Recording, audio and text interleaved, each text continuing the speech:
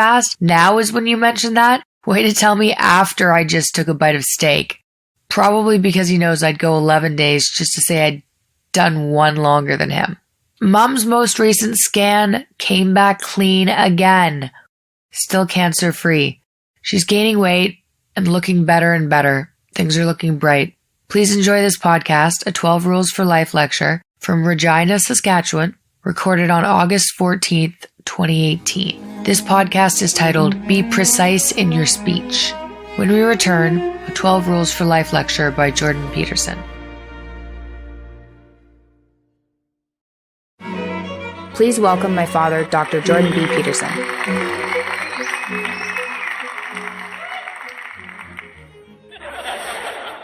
Thank you very much. I'm very fond of this province, having spent much time here. I lived here when I was a little kid. I lived in Nipawin for a good while. There we go. It's a very enthusiastic place, Nipawin. And my parents and have a cabin up at Little Bear Lake, which is north of Prince Albert. So I'm going up there for about a week to hide as much as I can and think for a while, which would be a good thing. If you're talking to people a lot, you should think some.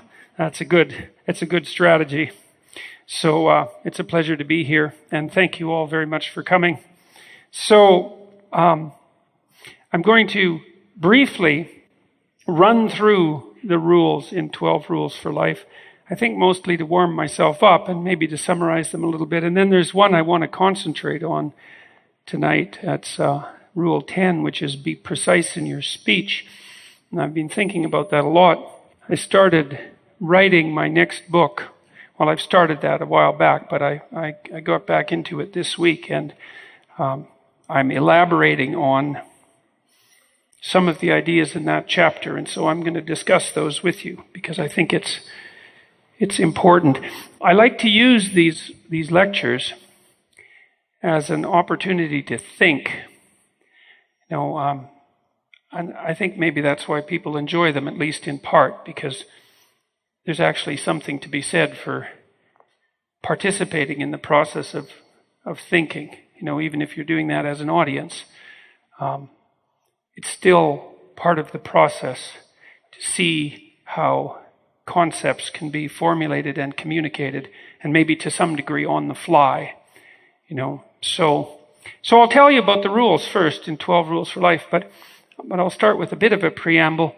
So, if you make a set of rules, guidelines, let's say, there's some rules for the rules. If you offer someone a set of rules, one of the rules for the rules is that the rules can't contradict one another, right? Because what good are they? If one rule contradicts the other rule, then you can't follow both. It's actually one of the pitfalls of making rules, is that it's very difficult to come up with rules that don't contradict one another, at least in some circumstances. And when I was writing 12 Rules for Life, well, it was originally a list of 42 rules, which I had posted on a website called Quora.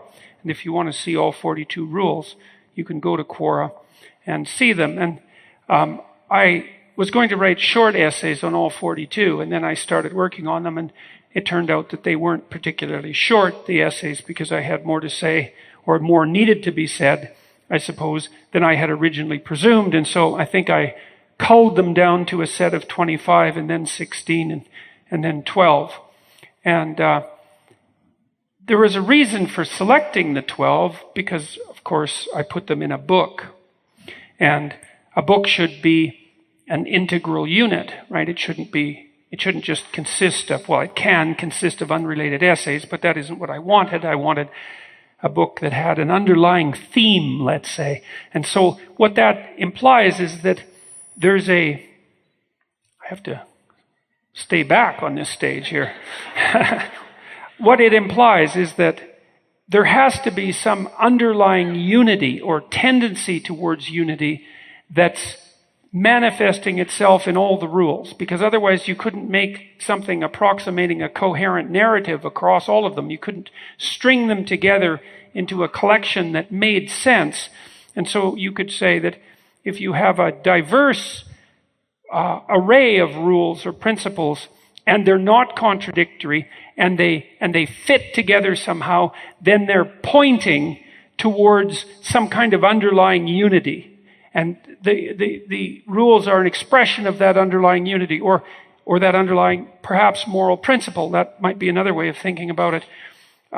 Obviously, rules for life are moral principles being guidelines to both perception and action, how to look at the world properly, let's say, and how to act in the world properly. And so the 12 rules are a pointer to something that's more singular, but much more complicated and sophisticated, something that isn't easy to encapsulate in words. And so I'll list the 12 rules first and maybe make a few comments on how they're linked. And then I want to talk to you about Rule 10. Rule 10 is be precise in your speech. And we're going to focus on that one tonight because I've got some things to think about in relationship to that rule. So Rule 1, that's stand up straight with your shoulders back. And it's a simple rule in some sense. It talks about how to hold yourself.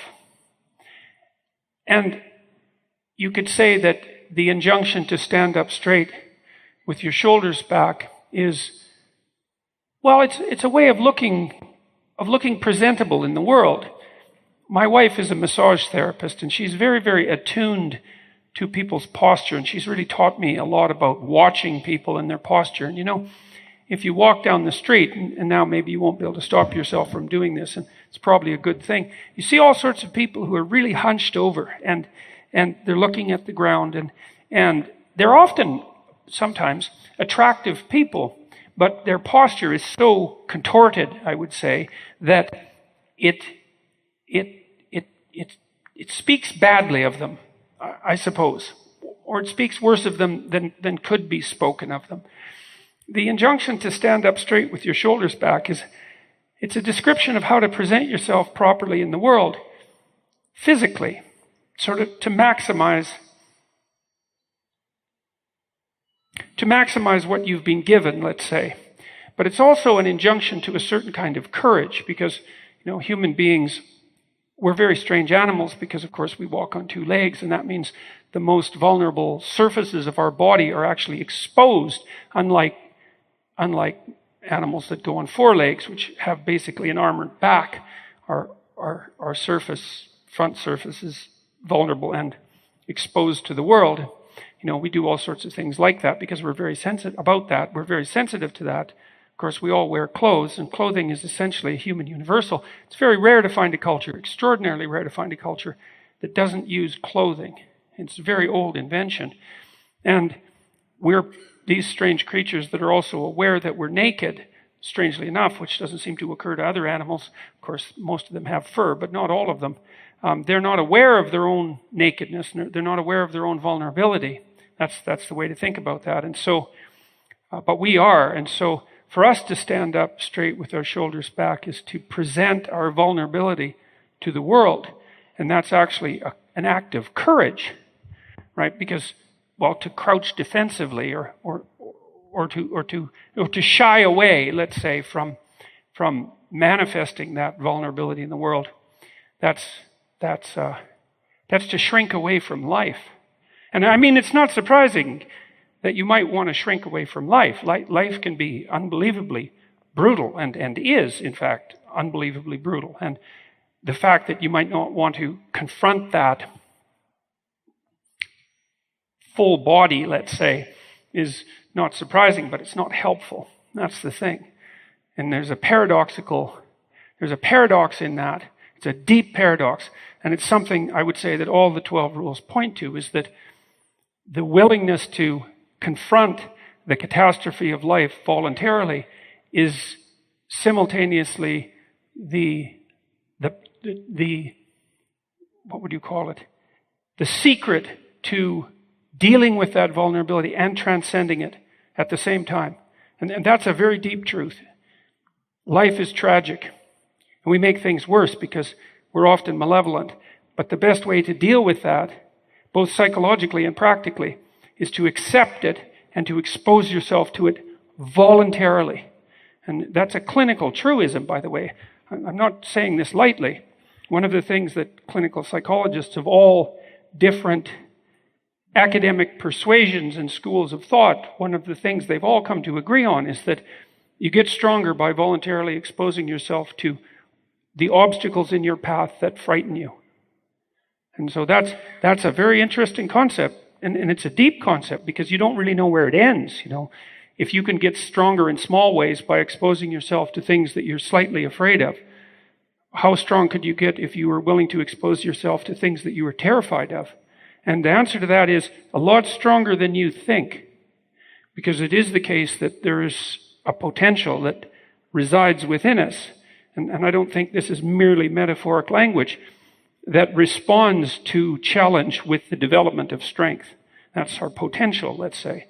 And that's true partly because you learn when you confront things that you don't understand and that you're afraid of. So you become more informed and more skillful, but also because you are characterized by a very deep biological potential, some of which is coded invisibly in some sense in your genetic structure. And that doesn't manifest itself until you stress yourself voluntarily. So, if you put yourself in new situations that are beyond you to some degree, then your genes code for new proteins and make new structures in your brain and your nervous system. So there's more of you than meets the eye that can still be unlocked. And the way you unlock that is by requiring it to be unlocked, not by wishing that it would be unlocked. You have to put yourself in this situation, because otherwise what's in you won't emerge. And so, that's rule 1. Rule 2 is make friends with people who want the best for you. And that's another pointer, I would say. And it's an interesting rule, I think, because it requires you, if to follow that rule, it requires you to determine what might be the best for you. And that's an extraordinarily difficult problem. Like, what exactly is best for you? It's not what's easiest. I mean, you think about if you have a child, you have someone that you love, and you want the best for them. You don't say to them, well, you should just do what's easiest. You don't say that, You encourage them instead to take on burdens that exceed their current capability. That's associated with rule 1.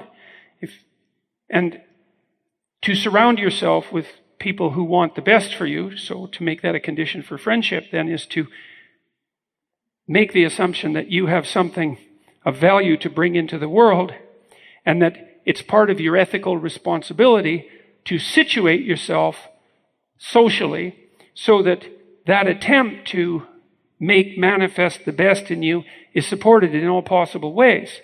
And this is actually far more important than you think, not least because of that proclivity for catastrophe and malevolence that's part and parcel of life. I mean, it's certainly the case that you might doubt to what degree you're capable of making things better if you're doubting your own validity. But very few people doubt their ability to make things worse. And we can certainly make things really much worse. No matter how bad they are, there's some damn fool thing you can do, and probably have, to make a painful situation much more painful than it needs to be. If you're laying in bed at night feeling guilty, which, is a relatively common occurrence for people, you can generate a virtual litany of events in your life where you made a decision, maybe that you even knew to be wrong, that made a bad situation worse. So to bring out the best in yourself is to at least to cease doing that, right? Is to stop making things worse.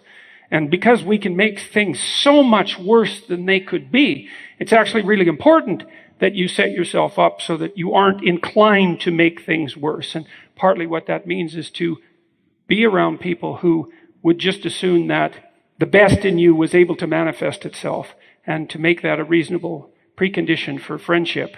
And as an obligation, as a moral obligation to yourself, and perhaps to your friends as well, Rule 2 was treat yourself as if you're someone, I got those two confused.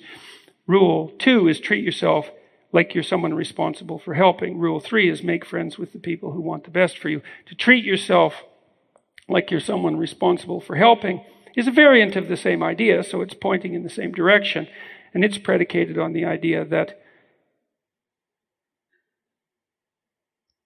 well, if you know someone, if you have a family member, a sibling, a child, a parent, and you care for them, which hopefully you do, if you're fortunate, then they feel the same way about you, generally speaking. If you care for someone, you assume that there's something about them that's intrinsically valuable. And generally that's a reciprocal relationship. You certainly don't make your father or your mother happy if you care for them but care nothing for yourself. They're not going to be the least bit, they're going to worry very much about you if that's the situation that you're in. And so there's a reciprocity in treatment that implies that just as other people, especially the people you love, because that's where it's the most evident, just as those people have intrinsic value, then you have intrinsic value as well. And if you have intrinsic value, then it's incumbent on you, with regard to responsibility, to treat yourself as if you're someone that's worthy of help. And that's a harder thing than you might think, I would say. We hear a lot about how selfish people are. I don't really think that's true. I think many people, perhaps not most, treat other people better than they treat themselves. They certainly often treat their pets better than they treat themselves, which is not a good thing, although it's good for the pets, I suppose. It's very useful to consider yourself in the same light that you would consider someone that you cared for, and also to consider that a moral obligation. And so that's how all those three rules point, let's say, in the same direction. Rule 4, that's compare yourself to who you were yesterday, not to who someone else is today. And that's also a rule that involves the point of it all.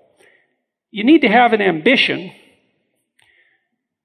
because you need to act in the world, and in order to act in the world, you have to direct your action. In order to direct your action, you have to act towards some end.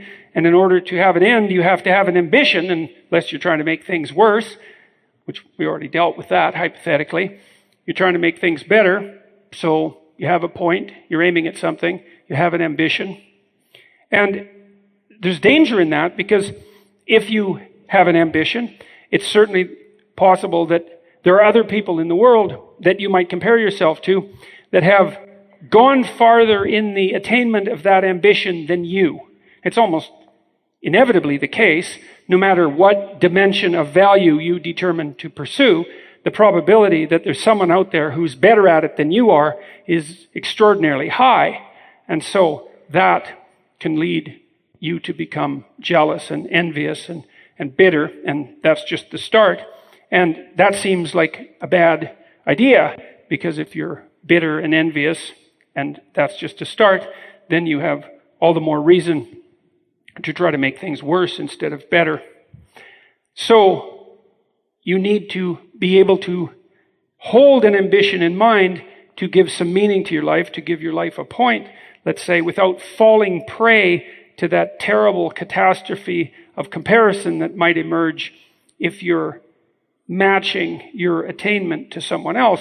You might say, well, who then should you compare yourself to? And I think this is something that you really want to figure out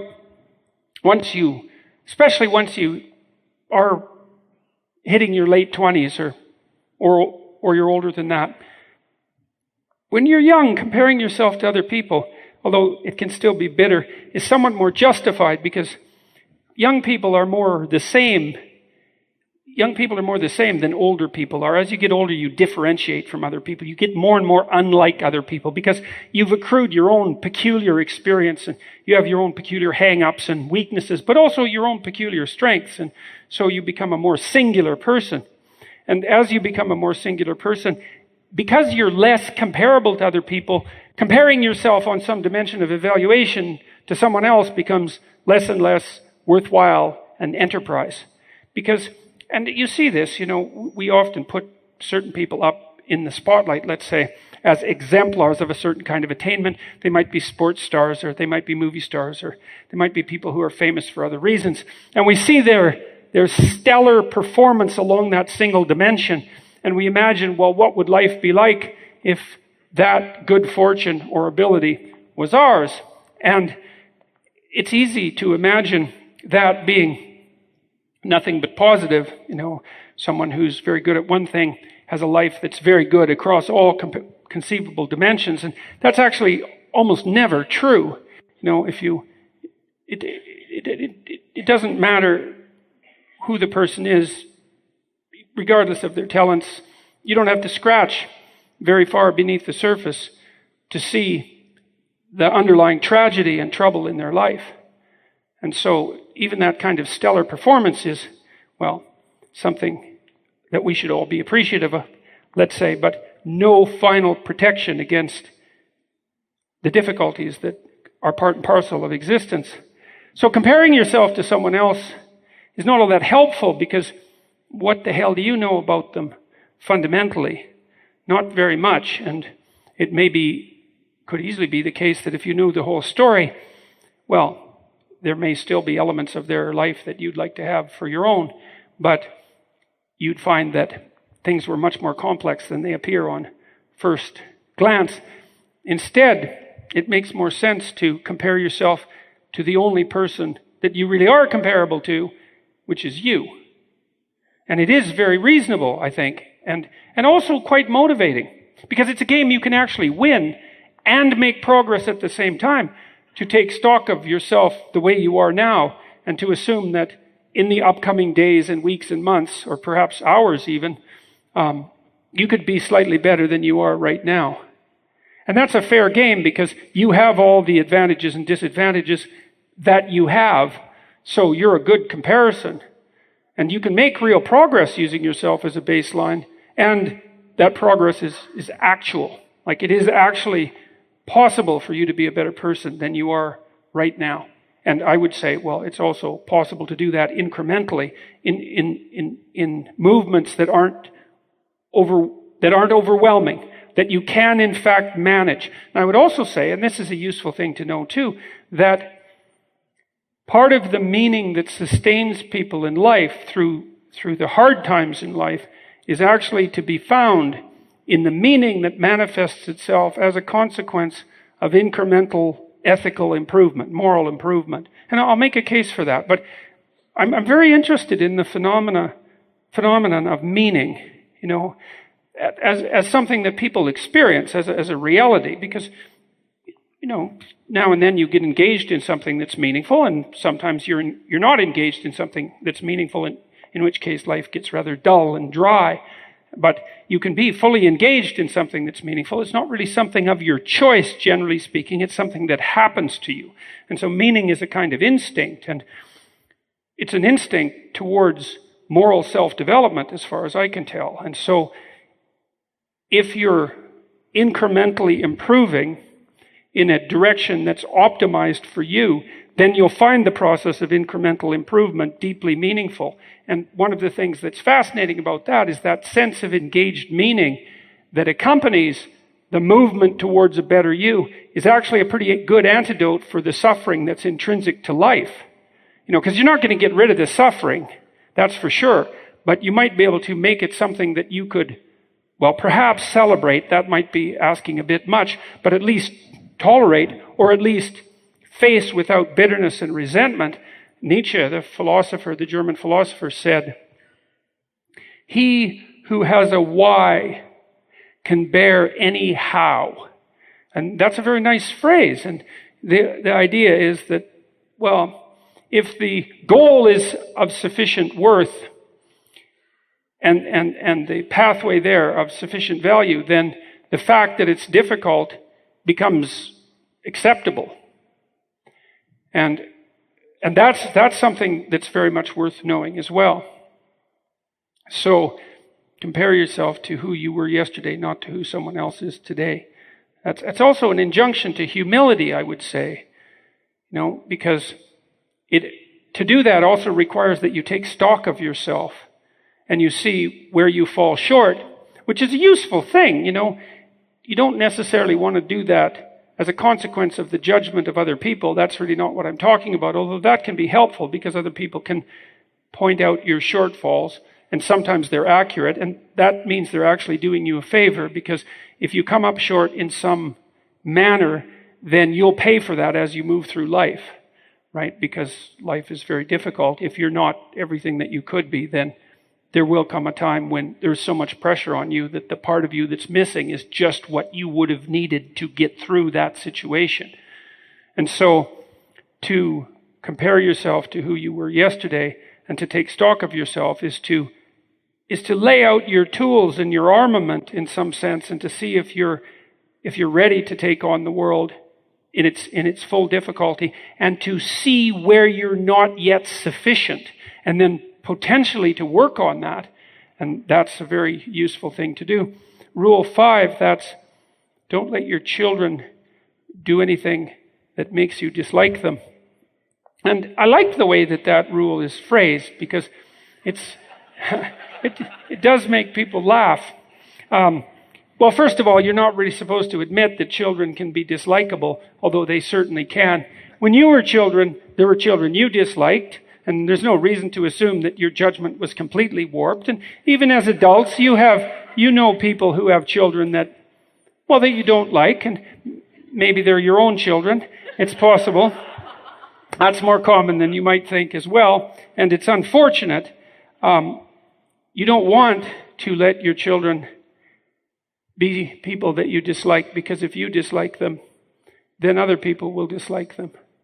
And it's actually your job, your moral obligation, the point of being a parent, let's say, to help your children determine how to manifest themselves in the world so that other people face them with a welcoming attitude. There isn't anything that you can do that's better for your children than that. Let's say you teach them how to play properly, how to share, how to engage in reciprocal interactions. Well, why do you do that? Well, it's so that they have friends, right? And friends are the primary source of socialization, by the way. Once your child is about 4, you're the primary source of socialization up to the age of 4. But by the time your child is 4, then it's their peers that become the primary agent of socialization. And so your job is to, at least in part as a parent, is to help your child learn how to manifest themselves in the social world so that other children are lining up to be their friends. And then wherever they go, they have friends, and then the friends help socialize them, and that makes them sophisticated and socially capable and all of that. And that's a very good thing to have happen to your children. And then also, if your children aren't dislikable, let's say by adult standards, well, that's also helpful, partly because they're going to have to deal with adults, and adults hold all the cards. And so if your children know how to react to adults so that adults react to them properly, positively, and most adults will react to children positively if they're given a bit of a chance. A child has to go out of his way or her way to be obnoxious enough to turn off an adult, because almost everyone, no matter how beat up and tough and bedraggled by the world and even resentful, it's very, very few people who don't have a soft spot in their heart for a child. And so if you can help your children determine how to maintain that intrinsic attractiveness because of their response to adults, which would be engaging and open and with a certain amount of trust, then adults will also interact with them properly and open up the world to them. And so that means that you're trying to teach your child a way of being in the world that's of maximal value to the people around them. And, there's lots of people who are going to be around your child, and every one of those people is broadcasting a message to your child about how to act in the world for optimal return, let's say, all things considered. And if you can help your child figure out how to be a good sport, let's say, which is a good way of thinking about it, to play the game properly, then you do them a great favor, and you help point them in the right direction in the world. Rule 6, that's get your house in perfect order before you criticize the world. And that's an injunction against bitterness. Again, I would say, one of the things, I've spent a lot of time studying people who do terrible things, some of them authoritarians, some of them the more casual sort of what would you say, vengeful, arrogant, deceitful criminal who performs actions like shooting up a high school or an elementary school in the even more reprehensible category. And those are people who have decided that there's something fundamentally corrupt about the structure of the world itself and are out for nothing but revenge. And they have their reasons, generally speaking, as do most people. I read a famous psychologist once, I think, who said, everyone has a reason for suicide. And perhaps that's slightly pessimistic, but I don't really think it is, because people's lives are very difficult. And you see this when people become depressed. They can think about times in their lives where the difficulty was almost insuperable, and that was enough to make them doubt the validity of continuing with their own life. You can go to far darker places than that if you're inclined and unlucky, let's say. I think perhaps you have to be both. And to not only doubt the value of your own life, but to doubt the value of life itself, or maybe even of existence itself, and to become hateful and vengeful in relationship to the structure of being itself, and really to aim your weaponry at God. There isn't a better way of putting it, whether you're religious or not. There's depths of hatred that are so deep that language is the only language that properly captures it. And it seems to me that instead of blaming the structure of the world for the seeming inadequacies of being, that it's much more appropriate, as outlined, let's say, in Rule 4, to take stock of your own inadequacies, using your own judgment, and to think, and to just ask yourself this question.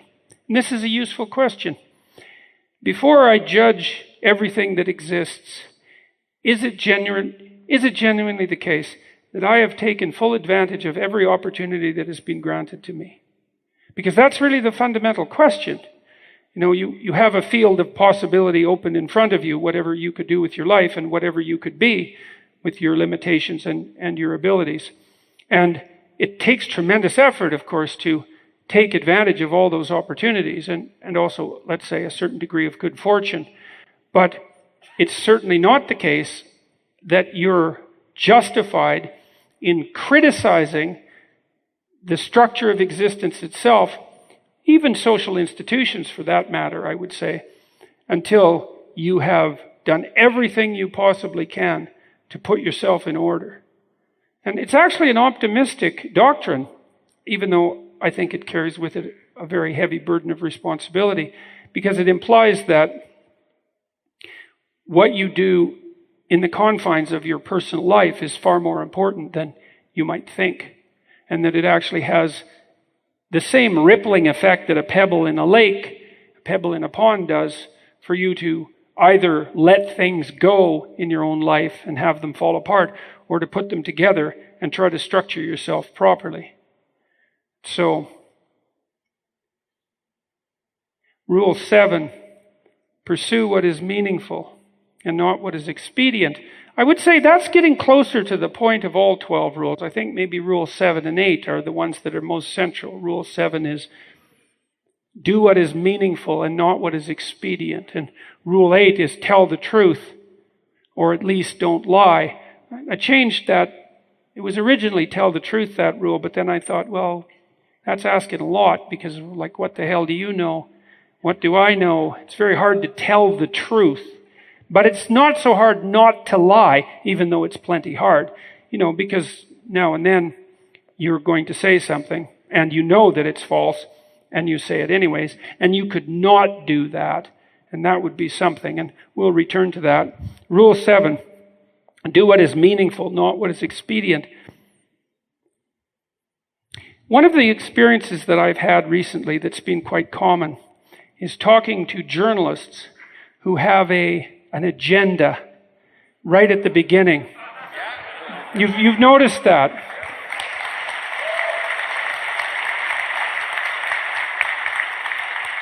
So I'll tell you a little story. I was in London, UK, about 4 weeks ago, and I went on this show called Hard Talk. And Hard Talk has been on BBC for a long time. And it's actually a rather rare TV show because it allows for relatively long-form dialogue instead of the 30-second sound bite or, the couple of minutes that ideas are usually discussed, say, on something like broadcast news. It was 23 minutes, so half an hour with commercials. And I sat in this little room in front of a round glass table, and there are some monitors on the back with the logo of the show. And the journalist started the program, and he looked into the monitor, and there's a teleprompter there, and he read off the introduction, which was a discussion about how controversial I apparently am. And that was all fine. And then he sat down, and we had what purported to be a discussion. But it wasn't really a discussion because I wasn't talking to a person. I was talking to a corporate puppet. And I'm choosing those words very carefully, or maybe a marionette. So I was talking to someone whose strings were being pulled from behind the scenes. And he had, let's say, 20 questions already scripted out. And I'm not laying the responsibility for that precisely on him. Broadcast television is a very expensive medium, and every minute has a tremendously high monetary value. And so it isn't generally the case that broadcast television stations are just willing to let their journalists wing it, right? Because something might go wrong, so they tend to script everything. But the problem with scripting everything when you're having a conversation is that why have the conversation if you already have the script? So part of what I'm trying to do when I come out and talk to all of you is to not have this scripted. I sit in the back room there before the show and I think, okay, well, what issue am I going to address? What problem am I going to try to talk about? That's really the fundamental issue. So that's like the point of the talk, right? The fundamental issue. And then I think, well, I'm going to try to think about that and address it in a spontaneous manner and see if I can get a little farther with my thinking than I've got before. And then there's something about that, at least in principle, is engaging.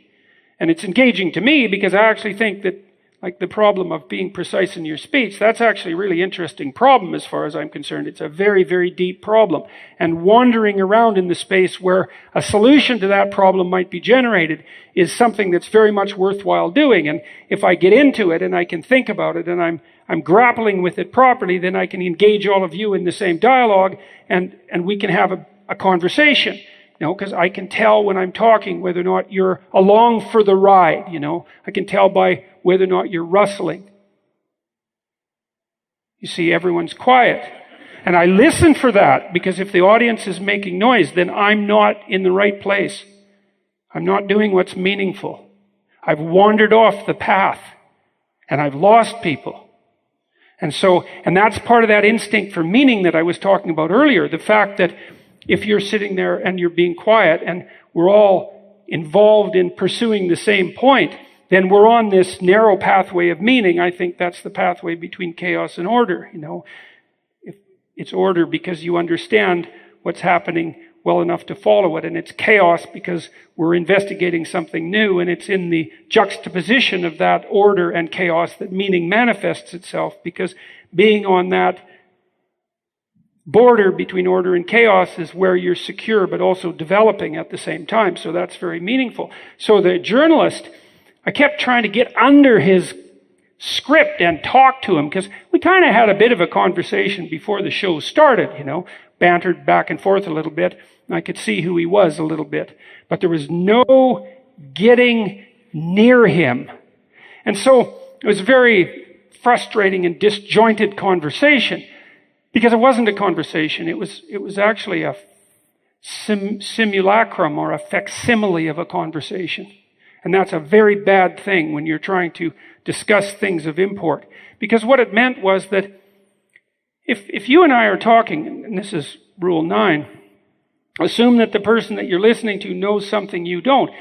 If you and I are talking about something, there's an assumption that we need to be acting out in order for that to be a meaningful interaction. And the assumption has to be that it's worthwhile for us to both exchange our views.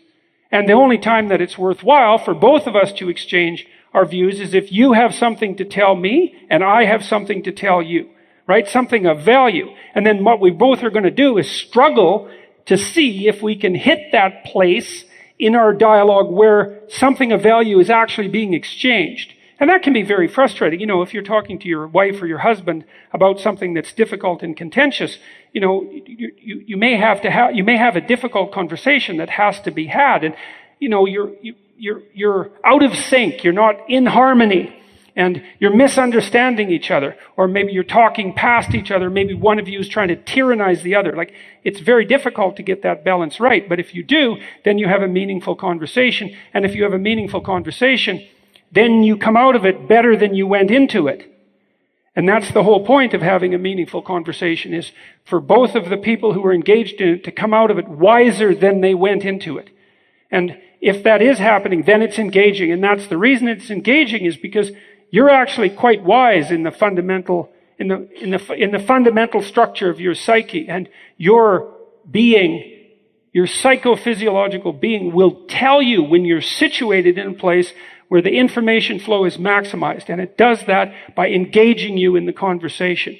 And so what the BBC interviewer was doing what was expedient. He had a plan already in mind. He knew how this was going to go. And however I reacted was more or less a secondary, it was secondary to the script that was already in place. Well, that's a tyranny, I would say, in a nutshell. It's a tyranny when you're acting out something that you have no part in. And when you're the target of views, I'm not complaining about this, by the way. I'm just observing it.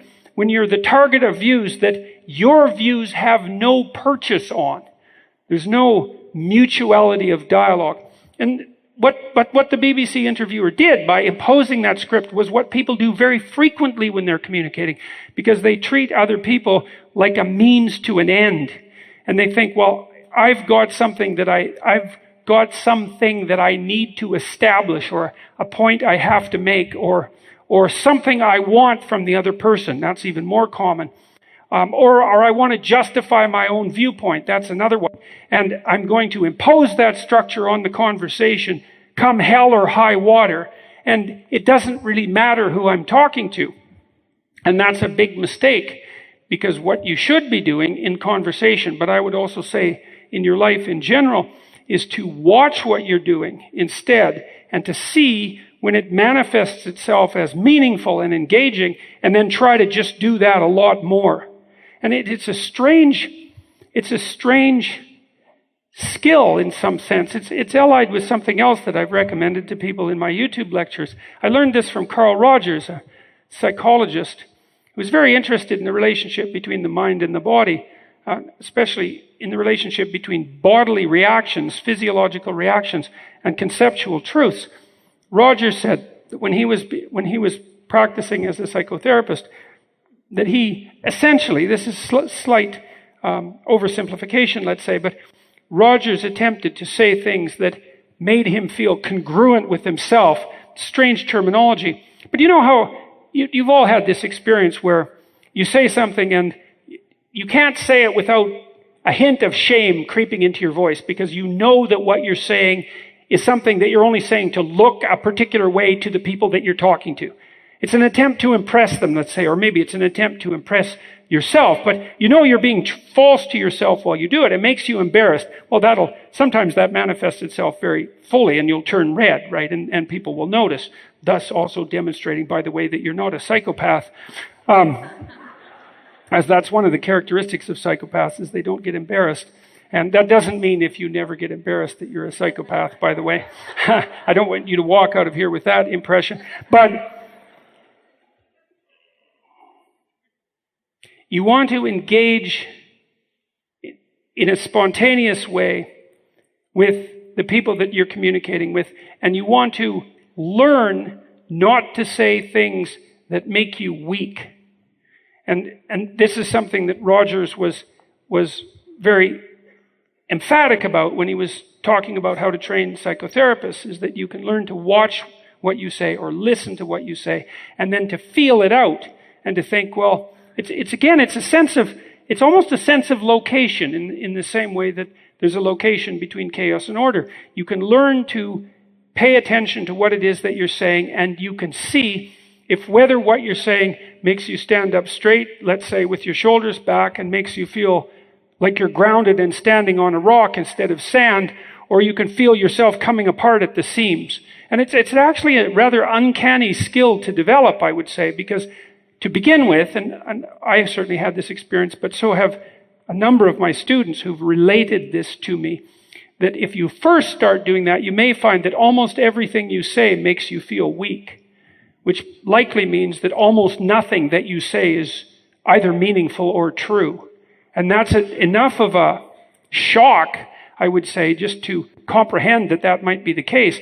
That's enough of a shock to stop people from looking any farther down that road. So there's a proposition in that rule: do what is meaningful and not what is expedient. And the proposition is that all things considered, the best guide that you have in life is to note what you're doing that's deeply meaningful and to do as much of that as you possibly can. I would say even neurologically, although a lot of this is speculation because there's so much about the brain that we don't understand. I mean, you have untold depths, thoughts rise out of you in some sense and manifest themselves in your imagination. You don't really know where they come from. And there's parts of you that are very, very old from an evolutionary perspective, let's say, and they're capable of great wisdom. Some of that manifests itself in dreams. And that sense of meaning that occurs when you say the things that are the right things to say is an indication that, and this is very hard to explain, but that you've structured yourself properly so that the words that are coming to you are coming out of a great depth and manifesting themselves in a manner that has power. And you can align yourself with that. And it's not for nothing, and this is something that's relevant as well. One of the central doctrines of our civilization, Western civilization, is that there's something divine about the word, right? I mean, if you look at that from a Christian perspective, from the Christian symbolic perspective, for example, the Christians assigned divinity to the Word made flesh. And that actually means something psychologically, right? It means that there's something divine about proper speech. It means that it aligns you with the structure of being itself. And I do believe that that's the case. And I also think that people believe this, and I'll tell you why. Again, if you thought about advice that you'd give to someone that you cared about, you wouldn't say, it's very unlikely, unless you're bitter, unless you're twisted, I would say. You would not tell someone you loved that the best way to make their way through the world was to lie about everything they possibly could. Now you think, well, all right, right? I mean, that seems reasonable. You might say to someone, well, now and then you have to tell a white lie, and you might be willing to forgive someone if they do lie, but the probability that you would regard lying as an admirable mode of being is very, very slight.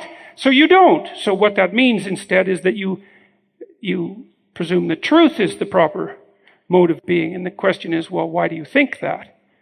And to what degree do you think that? And perhaps it's actually true that truth is the proper mode of being. And then if that is the case, and that is how you act, especially if that's how you act in relationship to people that you care about, then that's actually worth thinking about. Because it's conceivable that the proper way of manifesting yourself in the world is to ensure that every word you utter is as truthful and meaningful as you can possibly make it. And that's actually the way that everything in the world could be set as right as it could be. I'll tell you something about that. That's a bit of background you might be interested in. Last year, I did a series of 15 lectures on Genesis, which became quite popular, strangely enough. And I was very interested, especially in the oldest stories in Genesis, and those are the ones right at the beginning. We have no idea how old those stories are, but they're certainly some thousands of years old, 3,000 years old, 5,000 years old in their written form, and perhaps they're 25,000 years old in their spoken form, and maybe older than that. And in fact, I think they have their roots in processes that are far older than that. But there's this idea in Genesis, which is, and the reason I stress this is because we have a functional culture, and that culture is embedded in a narrative structure, and the fundamental narrative of that, the fundamental body of stories that brings that narrative together is the corpus of biblical stories, for better or worse. And so you have to take those sorts of things seriously if you take your culture seriously. And there's a proposition in Genesis, this is the proposition, that whatever God is, uses whatever the word is, logos, the word, to generate order out of chaos. Chaos is something like potential.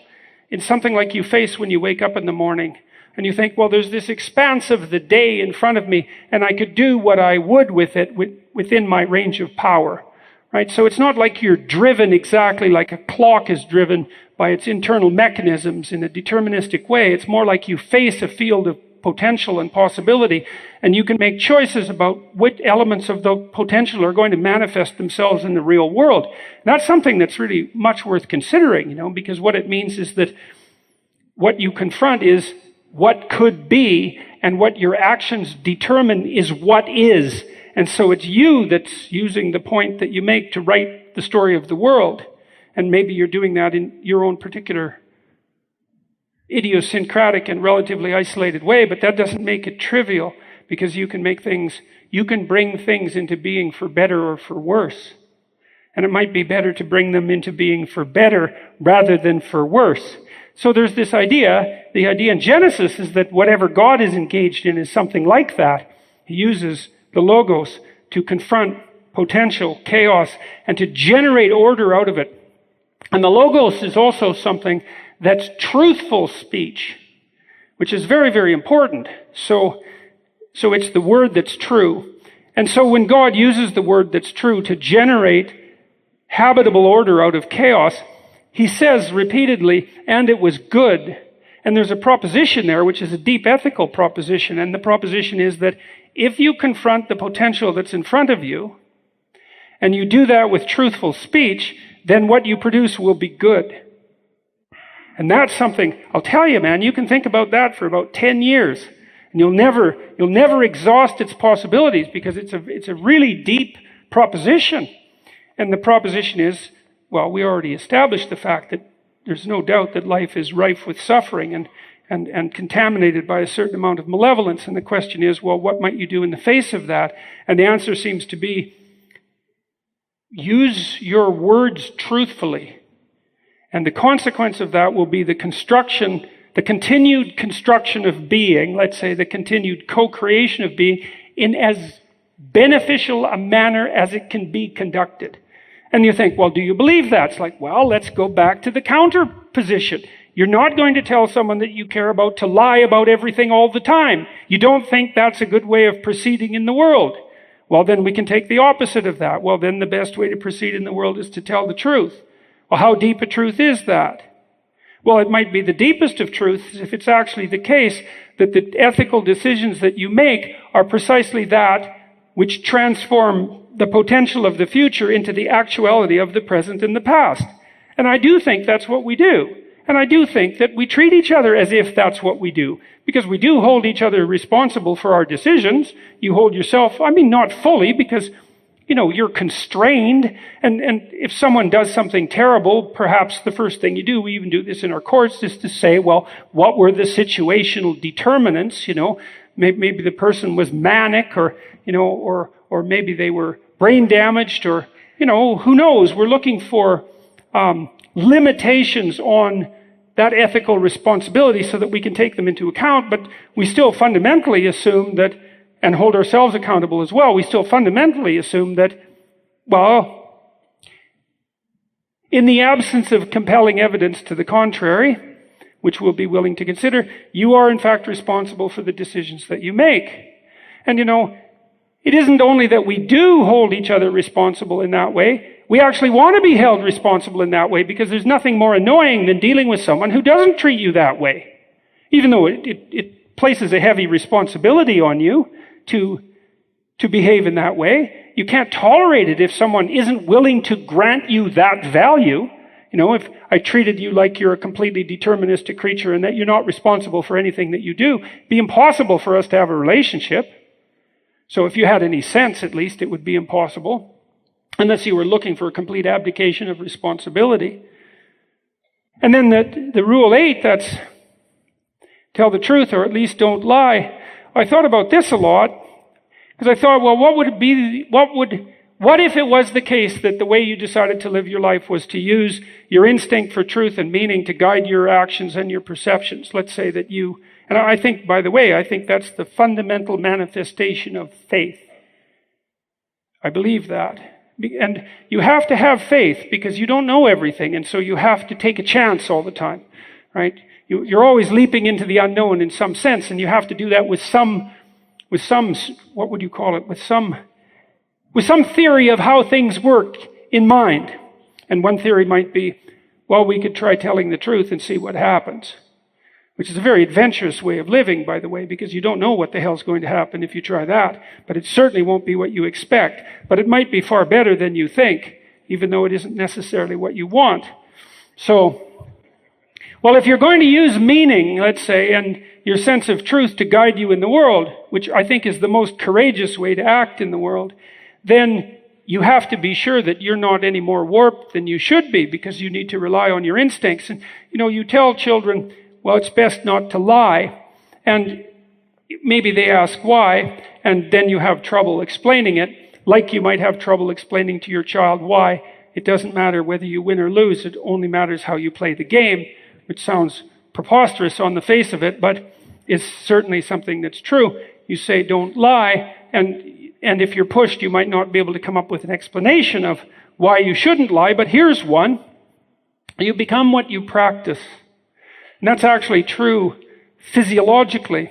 So when you start to develop a new skill, when you first develop it and you're not very good at it, you're sort of all over the place, huge parts of your brain are involved in guiding your action while you practice that skill. But as you practice it more and more and more, the parts of your brain that are involved change. So it moves from the right hemisphere and the left to the left only, and then from the entire left to the back of the left into a smaller and smaller place. And as you practice something and you get better and better at it so that you can do it automatically, a smaller and smaller part of your brain is involved till you build a little machine that's specialized for that.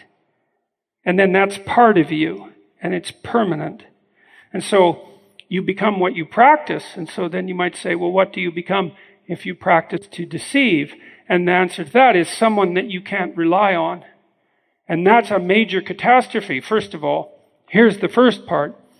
And I alluded to this before. There will come a time, or multiple times in your life, where you have to choose A or B, and it's life or death, or it's health or sickness, or it's divorce or the stability of your marriage. Who knows, but something major is resting on it. And you won't know which way to turn because it's extraordinarily complex. And the only thing that you'll have to rely on in that situation is your integral moral virtue. That's all you've got. And to the degree that you've contaminated your own psychophysiological structure with automated acts of deception, you won't be able to rely on your judgment. And you will pay for that like you can't possibly imagine. And so part of the reason, that the deep reason that lies behind, say, Rule 8, tell the truth or at least don't lie, is that if you will need to rely on yourself, like it's as if you're out in the ocean and you're captaining a ship and you have the rudder and there's a terrible storm, and whether or not you make it through it is dependent entirely on your skill as a sailor and your ability to orient yourself by the stars. And if you've compromised that in any way, then the waves will drown you, and that'll be the end. And so part of the reason that you try not to lie is so that you don't corrupt the instinct that you have for truth and meaning, because when push comes to shove, you won't have anything else in the world that can defend you against catastrophe except that. And you know that, because you know how it is when you have to make a difficult decision. And you have to rely on yourself. You know that you can make a terrible mistake. And then if you're not up to the decision, that you'll pay for it. And so I mean, one of the things that I wanted to do when I wrote 12 Rules for Life and also Maps of Meaning, which was my first book, was to take some of the more profound truths that what would you say, that lie at the base of our cultural construct, like the story in Genesis, for example, and to make the link between that and what happens to you in your day-to-day life. You know, something else that's worth considering, you can think about this as well. In our society, in the West, we decided a long while back, first of all, in the context of our religious structures, that there was something divine about the individual. Now, you know, that's associated with ideas of the immortality of the soul, and that's something that I'm not going to discuss because I don't know anything about that. But it is associated as well with the idea in Genesis that every person has a spark of the divine within them.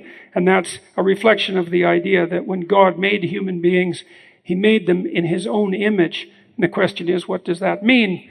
But the answer is, well, if what God is that which uses communicative intent truthfully to generate habitable order from chaotic potential, then that's what you are. And I do believe that that's what you are.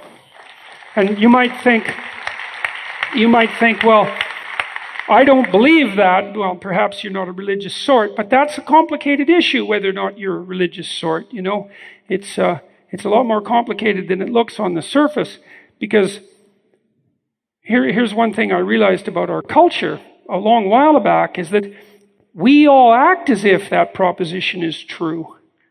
And here's why. You know, we decided, and this took a long time for people to figure out. This was like a 10,000-year enterprise to figure out where sovereignty properly resided. You know, so sovereignty is political power, let's say. But it's not only that, it's political authority and it's competence. We shouldn't use just the word power, because that's a misapprehension about the structure of the world. Because our political structures are not fundamentally structures of power. They're fundamentally structures of competence. And you can tell that because our societies work. And if they were fundamentally constructs of power, then they wouldn't work, because they would be nothing but tyrannies, and tyrannies don't work. Now, our societies work. Now, they don't work perfectly.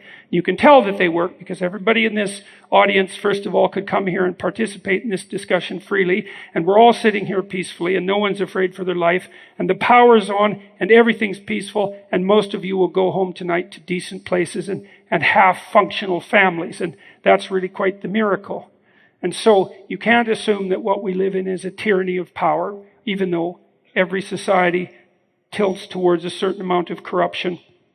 Our societies are very functional, and they're predicated on a certain view of the individual human being. And that view is that you hold sovereign political power, authority, responsibility. Well, why in the world would we assume that? Who the hell are you? You know, you're just one dust mote among 7 billion. Maybe you're not even very good at what you do.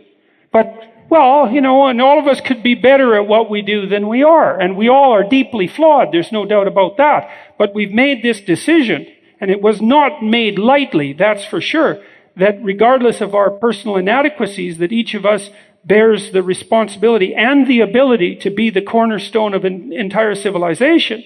And sovereignty inheres in each person, right? Sovereignty inheres in the people, but at the individual level.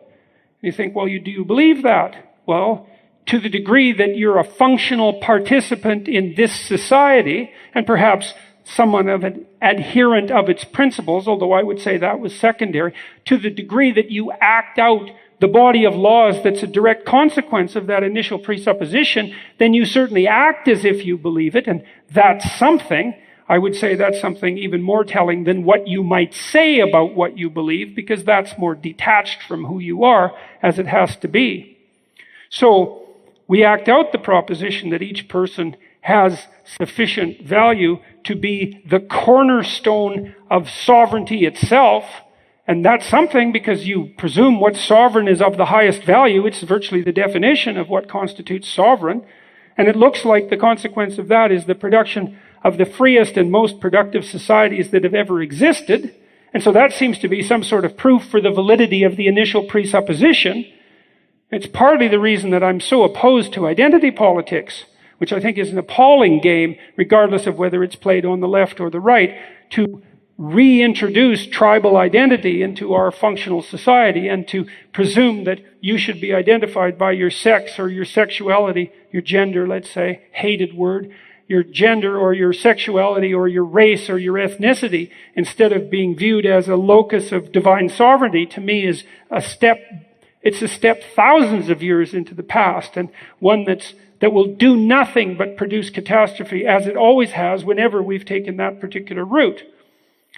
So,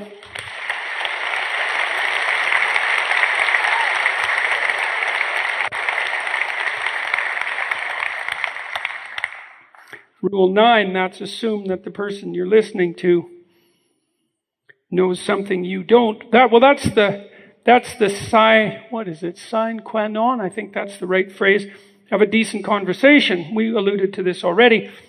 I'm here talking to you as if what we're doing matters, because I assume that we can have a conversation about important things.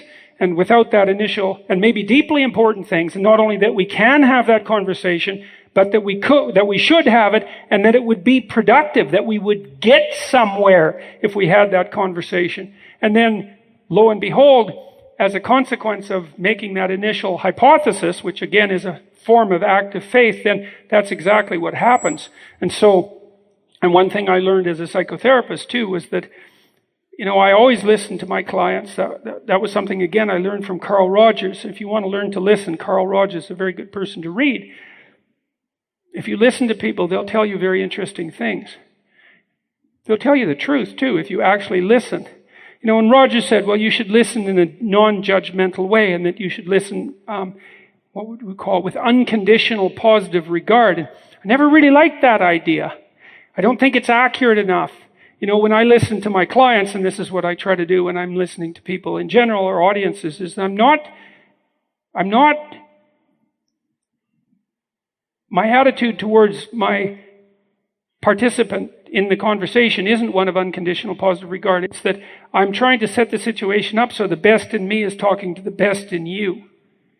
Knowing full well that there's a part of me that's not the best, and also a part of you that's not the best. It's very important in a therapeutic conversation, because often when people come into therapy, there's parts of them that are not working for their own interest, right? Because, they wouldn't be in therapy often otherwise, although sometimes people come merely because terrible things have happened to them, through no fault of their own, let's say, but often they're coming because parts of them are working at cross purposes to themselves. And so you don't want to have unconditional positive regard for the part of a person that's working at cross purposes to themselves. You want to have unconditional positive regard for the part of the person that's striving towards the point, right? That's striving towards the light. And then you can have a conversation with that part, and you can bring the part of you that's doing that as well into the conversation. And then that's associated as well with that sense of engagement and meaning that I was talking about earlier. And I think that's a real phenomenon, I think it might be. I actually believe this. I think it might be the most real thing there is. Figuring out what's real and what isn't, that's a very tricky business. It's a very difficult thing to define. We tend to think about material reality as the most fundamental reality, although we don't act that way. We act like pain is the most fundamental reality. And that's also worth thinking about, because I think that you can make a very strong case that suffering is, if not the most fundamental reality, it's way down there at the bottom. And then whatever it is that can address that suffering is obviously of equal reality. And one of the things that can address suffering is meaning. Two things that can address suffering, meaning and truth. And if suffering is a fundamental truth, then whatever can overcome it has to be at least as fundamental. And it certainly seems to be the case that truth and meaning are good contenders for those things that might overcome suffering. If you assume the person that you're talking to knows something you don't, well, you can have a conversation with them, You can find out what peculiar things they've learned in their life has taught them something you don't know. And you can have that conversation with almost anyone, It doesn't matter what they do. If you can get beyond the expedient and you can make contact with the part of the person that's moving upward, they can tell you all sorts of things that will enlighten you. And that's useful because life is very difficult. And if you could be a little smarter than you are, then there'd be a little less suffering to be had for you and your family, and perhaps for your community as well. And so you should treat any opportunity for a conversation, to the degree that you can manage it, as a as an opportunity to sift a little bit of gold out of the sand and see if you can take that and add it to your collection. And if you enter the conversation with that attitude in mind, the probability that some of that will glisten for you during the conversation is exceptionally high. And, it's a skill that you have to develop. It's not an easy thing to do. It also requires that actually what you want from the conversation is something meaningful and true. And the meaningful truth tends to strip away everything about you that isn't worthy, let's say, and that can be very painful. So it's not self-evident that it's something you'd want. Do you really want people to tell you the truth? The answer to that should be yes, but you have any number of reasons to be leery of that, especially if your life is characterized by a tremendous number of falsehoods. Rule 10, which I broke tonight, by the way, is be precise in your speech. Well, I said, that all of these 12 rules rotated around a point, and so I'll see if I can shed a little bit of light on that. So my granddaughter is 1 year old, just 1 year old now, and it's been interesting to watch her, and she's just learned to point. It's really quite cute. So she sits on the ground and she holds up her finger and she points to things, and that's such a miracle, that ability to point. It's way deeper thing than you think, because here's what happens when you point to something. You know how complicated the world, way more complicated than you can possibly imagine, just has layers and layers and layers of complexity. And when you point, you reduce all that complexity to one thing. And that's what she's doing.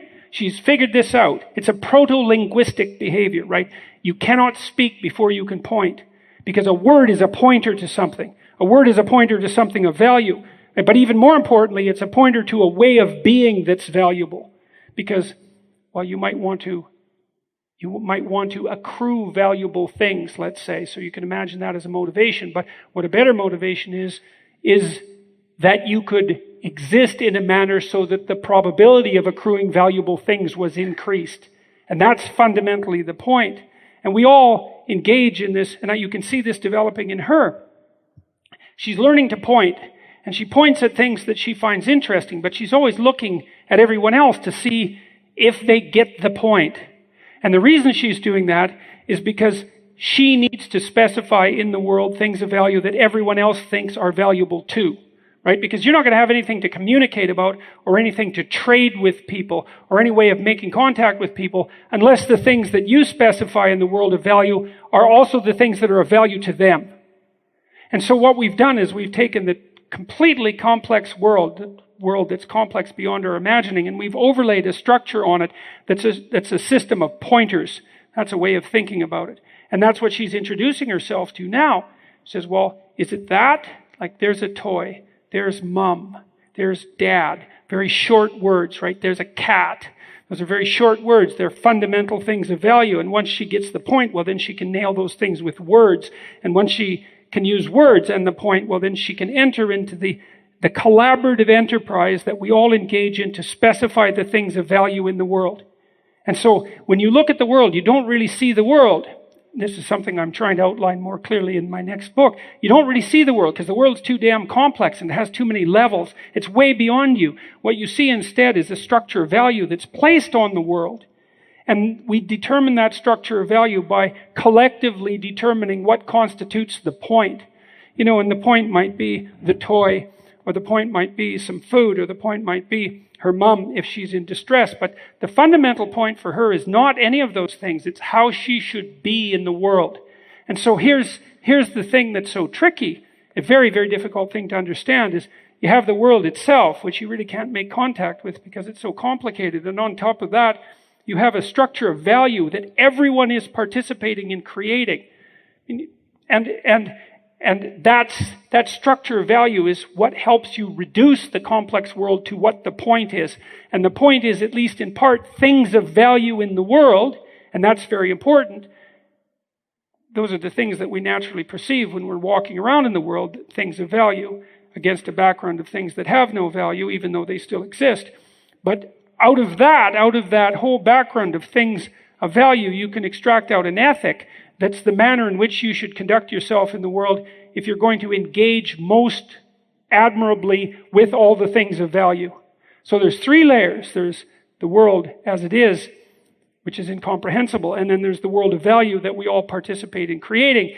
The value of each thing, let's say, or its lack of value. And then above that is an ethic that emerges out of that, which is how you should act in the world. And we know this too. Maybe I can close with this. I've been very interested in sports as a proto-ethic. So our sports, almost all the sports that we watch, are exercises in precision. Right? You think about virtually every sport involves an aim and a target. Right? Soccer, baseball, basketball, hockey, team sports in particular. We're obsessed with this notion that you can specify a target and hit it accurately. But not only so, archery, obviously using rifles is a manifestation of the same thing, perhaps a reflection of our immense evolutionary involvement in such activities as throwing at targets and hunting. It's a very deep part of us. We want to specify a target very precisely. We want to hit it very accurately with maximal skill. And we want to arrange ourselves into groups to do that. And that's exactly what you do with a sports team, right? Is you specify a goal. It's an arbitrary goal. Who the hell cares if you put a ball through a hoop? Well, it turns out that everyone cares because it's symbolic of hitting the target properly in your life and specifying the target, which is something you do with precise speech, is to specify the target. Then you think, well, what are you trying to do when you play basketball? And you might think, well, I'm trying to put the ball through the hoop. And it's like, well, yes, that is what you're trying to do, but not really. Not really, because out of the game, so you have the world and then you play the basketball game in it. It's kind of arbitrary. You think, well, what are you doing when you play basketball? Is you're putting a ball through a hoop. It's like, well, why would you bother with that? It seems rather pointless, though it's not. It has a point. And the point isn't to get the damn ball through the hoop. The point is to be the best possible player, right? And it's not even just the best possible basketball player. So you think, and this goes back to something I mentioned earlier, it doesn't matter whether you win or lose, it matters how you play the game. That's something you tell children. And what you're saying is, well, of course you want to attain the aim. You want to try and strive to win if you're playing the game, but winning, the real winning isn't whether or not you win or lose the game. The real winning is how you play while you're winning or losing the game. And then you might ask, well, why is that the real winning when putative point of the game is to put the ball through the hoop, or more than the other team, to accrue more points. Well, then this is associated with Rule 5 and the other points that I was making in the book. You're going to play a lot of games in your life. It's not just going to be one basketball game. It's not just going to be a series of basketball games. It's not going to be a series of basketball and soccer and hockey games, because there's going to be a lot more games than merely the games. And so what you're trying to do while you're playing those games and practicing hitting the precise target properly with your high level of skill is to conduct yourself in the most admirable possible way while you're doing that. And the reason for that is that if you learn to conduct yourself in the most admirable possible way while you're pursuing that symbolic routine, say, trying to win the game, and you'll turn yourself into the sort of person who's maximally prepared to play the best possible game across the broadest possible set of games. And that's how that ethic emerges from the value.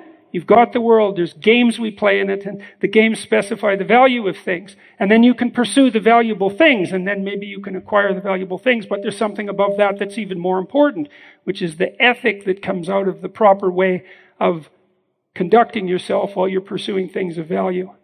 That's all tangled up, and this is something I haven't worked out completely yet. It's tied up with that concept of sovereignty. So the power of the state and society inheres in you. But then there's a responsibility that you have if you're going to fulfill that. If you're going to fulfill what the destiny that responsibility places on you, and it has something to do with acting out this more complex ethic that I just described. If you take your place properly in society, then you do it as the person who plays properly. And to the degree that you are the person that plays properly, then the sovereignty that's been granted to you or recognized as part of what you are, that's a better way of thinking about it, then that's manifested properly, and you keep the world on its proper path. Now the reason, I'll close with this, the reason that I thought about all this for so long is that, in such detail, let's say, is because I was very curious about how things go terribly wrong. So I spent the last 30 years immersed in terrible things. I've spent a lot of time studying, well, the actions of reprehensible people. As I mentioned, the people who shoot up high schools and perform those, undertake those sorts of mass, catastrophic, cruel killings, especially of innocent people. But even more to the point, perhaps, interested in the psychology of totalitarian brutality. And one of the things that I have come to realize as a consequence of that is that the fundamental failure of the totalitarian state is not political. It's psychological and ethical. Societies degenerate into totalitarianism when the individuals who compose that society refuse to bear the moral responsibility they have for acting as sovereign entity, the sovereign entity upon which the state is founded. And what that means is that the world goes to hell in a handbasket as a consequence of your ethical errors. And I don't think that there's anything that's more true than that. I tried to learn what the catastrophes of the 20th century hypothetically had to teach us. Because the notion was that we went through all that, we went through Auschwitz and all of that, and everything that happened in the Soviet Union and Maoist China, and that in principle we could derive from that experience the wisdom not to repeat that. And as far as I can tell, the proper derivation is, it's on you. It's on you. It's on each of us. Thank you very much.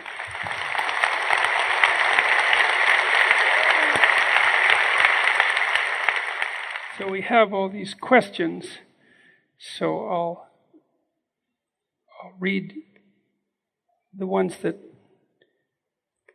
strike me as answerable and see if I can answer them. As a stay-at-home father, I've never been invited to a Tupperware party. Am I being alienated because I'm a dad, or do I need to host a Tupperware party first?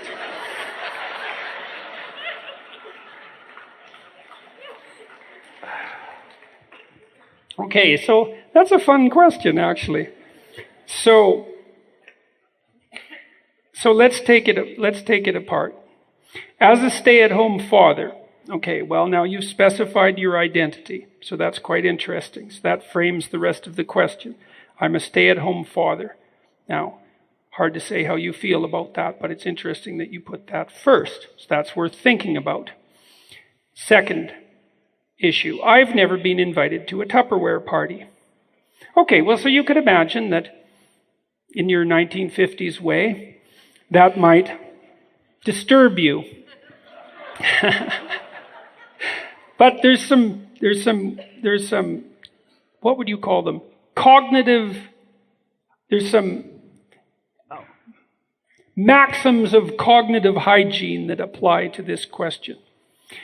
If you're feeling alienated because something bad is happening to you or something good isn't happening to you, the first thing you need to do is to analyze the situational variables.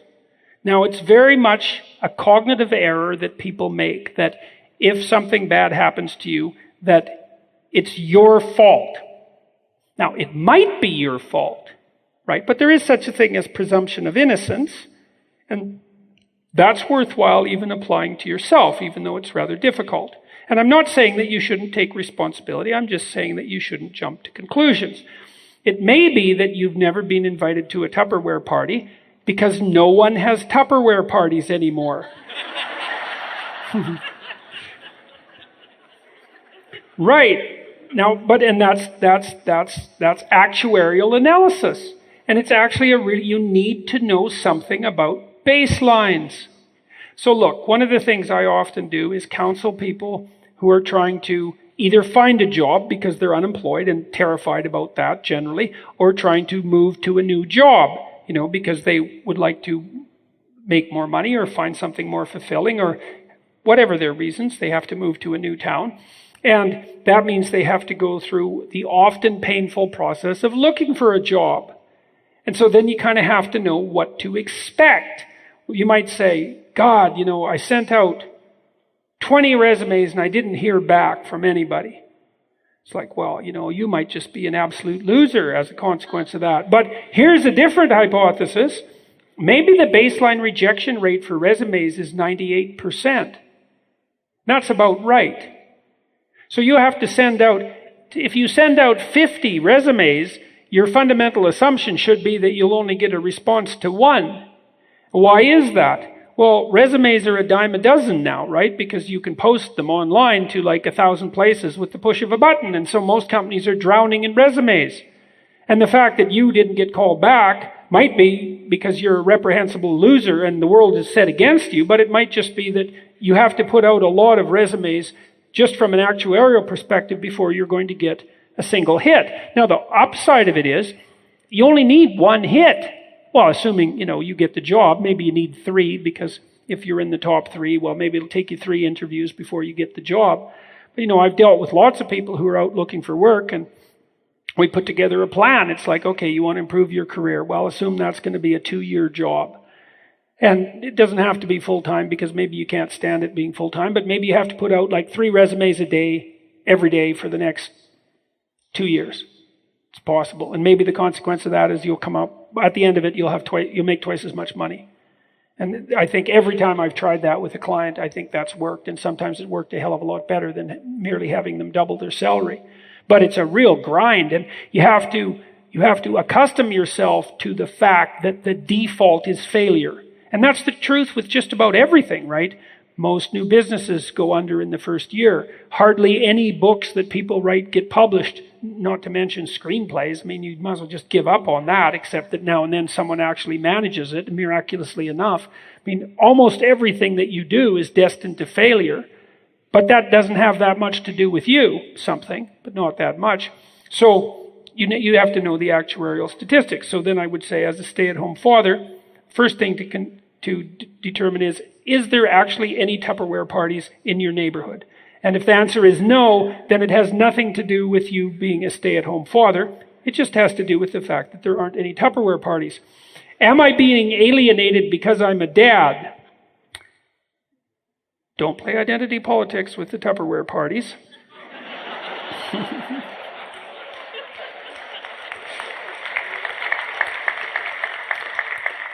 Or do I need to host a Tupperware party first?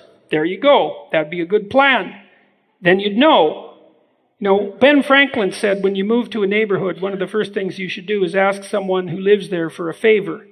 Like not a big favor, but a little favor so that they can feel good granting it to you, and so that now you owe them a favor, because that's a good way to get the reciprocal social interactions engaged. It's a really smart idea, because by asking someone for something small, then you enable them to manifest goodwill towards you, and they're usually pretty happy about that, and then you get to return the favor, and then they can see that you're the sort of person who remembers favors and returns them, and that's a good way of facilitating trust. And so, hosting a Tupperware party sounds like a fine plan. So that's what I would recommend. So, what are your thoughts on the hookup culture created by modern dating apps? Well, I can tell you some facts. People in stable monogamous relationships report the highest levels of sexual satisfaction. So that's the first thing to know. The second thing to know, I don't think we've had an intelligent conversation about sexual morality in our culture, probably since the invention of the birth control pill. So that's about 50 years. It's not that surprising because the birth control pill was such an absolutely staggering technological revolution that we'll probably never recover from it. I've often thought that the 20th century will be remembered for 3 things: hydrogen bomb, birth control pill, transistor. There are 3 revolutions of incalculable magnitude.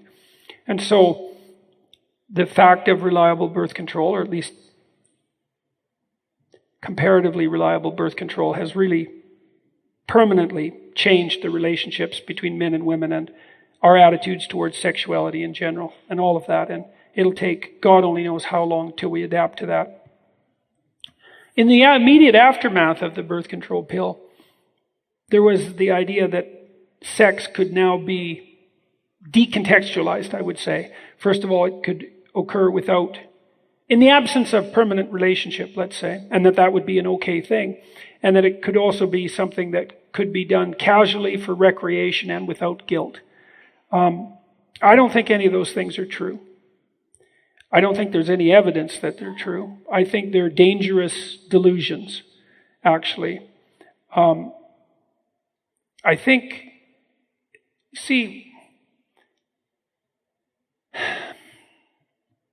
hookup culture is predicated on the idea that you can detach sexuality from everything else.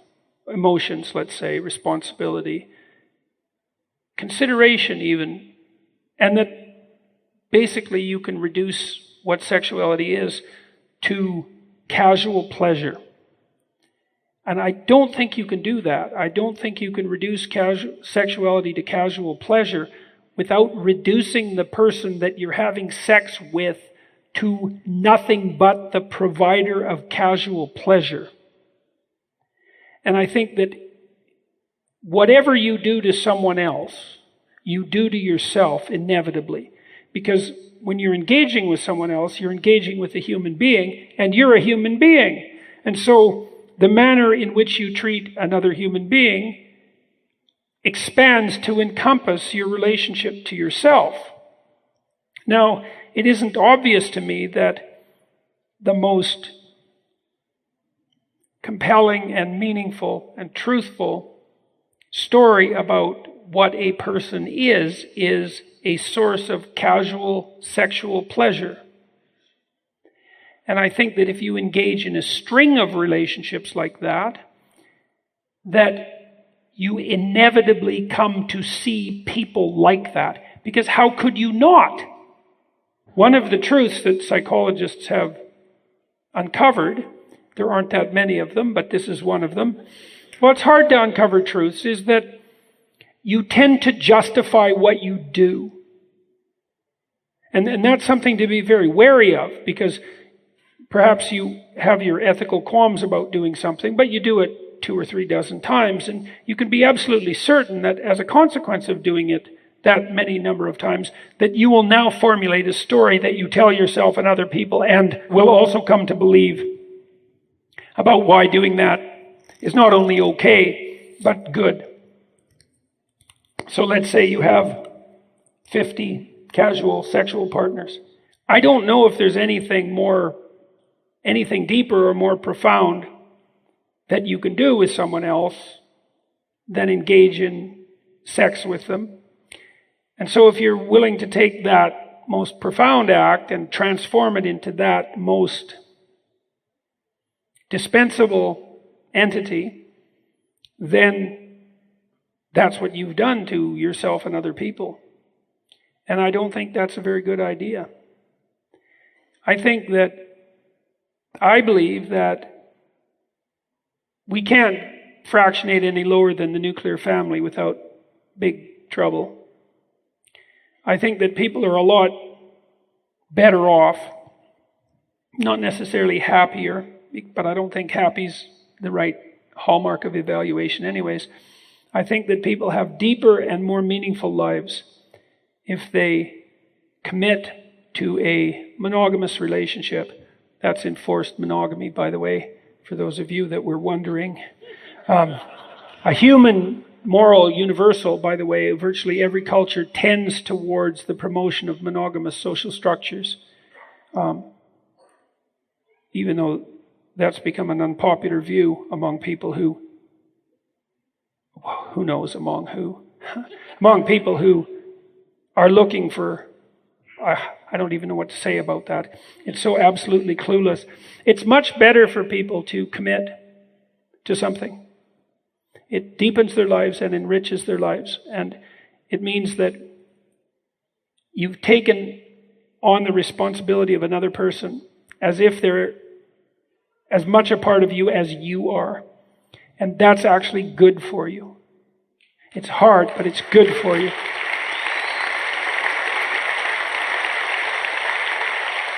You know, and the other thing is, and this is what's so surprising, it's also what people want. If you look at cheap entertainment, let's say, movies, cheap movies, and I'm not denigrating them. There's action movies, right? Those are hero stories. It's one person against the malevolence in the world. That's an action story. And then there's a romance. And the romance is two people painfully isolated find each other and make it work. That's like 90% of movies fall into those two categories. It's like everybody wants deeply, not everyone. The vast majority of people want a stable, reliable, caring, permanent, monogamous relationship. That's their desire. And if you act contrary to that, but that's what you want, then you act contrary to it, and then you won't get it. I think it's only 30% of people under 29 now are in a stable, long-term monogamous relationship. I might be wrong about that. I just read it the other day, but it was some dreadfully low number. I don't think that's good. It looks to me like it means that people aren't growing up as fast as they need to. It means that they're missing out on life, because it's really useful to commit yourself to someone and then to decide to build something stable economically and morally and practically, and to have a platform established so that you can bring children into the world, so that you have life in your life when you're 50 and older, let's say. We're very foolish about such sort of things, and I think trading all that for hookup culture is a big mistake. That's what it looks like to me. So, I guess that's the answer to that question.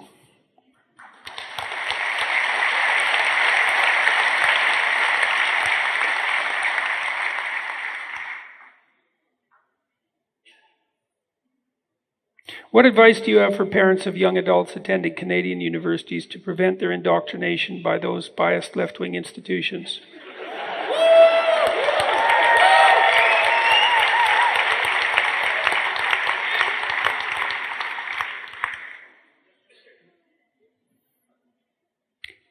Concentrate on the sciences.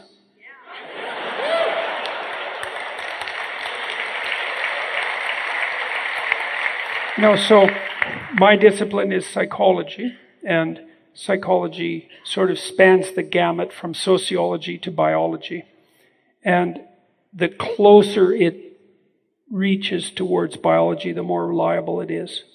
So the sciences so far have been relatively immune to postmodern undermining, although I'm not optimistic that will last.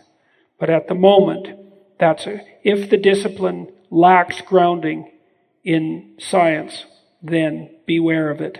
And, I don't say that with any pleasure.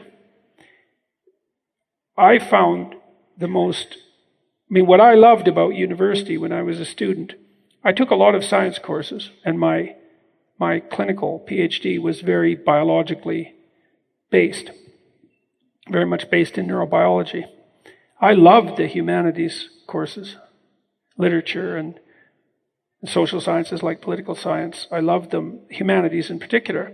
And the fact that they've become corrupt is it's not something that brings me any pleasure at all. The purpose of the humanities is in part to teach you how to be humane, how to be a good person. And that's of crucial importance. It's not something that you can learn from a scientific education, although you can learn a certain respect for the truth and the ability to think critically, and those things are not trivial, and you can acquire useful skills. But it's the humanities that made citizens. And so the loss of the integrity of the humanities is an absolute catastrophe. But there we are. That's the situation at the moment.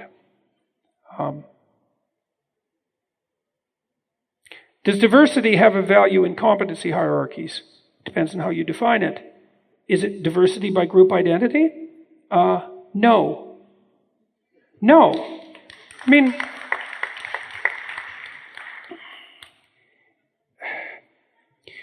It's so deeply wrong that it's almost impossible to know where to start.